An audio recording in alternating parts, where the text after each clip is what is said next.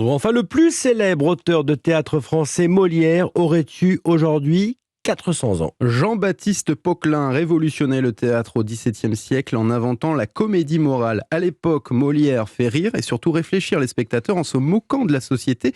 Mais qu'en est-il d'aujourd'hui? Molière parle-t-il aux jeunes comédiens? Siam Spencer est allé rencontrer des apprentis comédiens du cours Florent. C'est intemporel, Molière. Leur texte à la main, ils sont 5 sur scène. Pour ces apprentis comédiens, jouer du Molière, c'est un passage obligé. Je propose qu'on dîne. Là, tout le monde applaudira, voilà. On s'assoit. Des pièces écrites il y a près de 4 siècles et pourtant, pour Lilian qui a 20 ans, elles sont toujours bien d'actualité.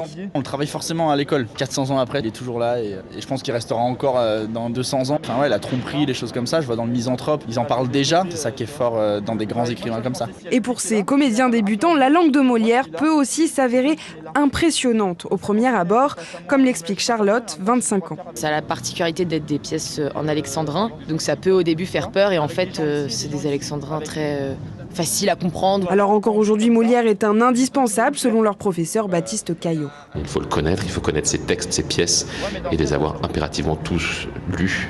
Auteur essentiel donc lorsqu'on veut monter sur les planches. Pourtant, aucun de ces comédiens en herbe ne compte présenter un texte de Molière à un concours ou lors d'un examen cette année. Les pièces de l'auteur sont jugées un peu trop classiques par ses étudiants. Un reportage Siam Spencer.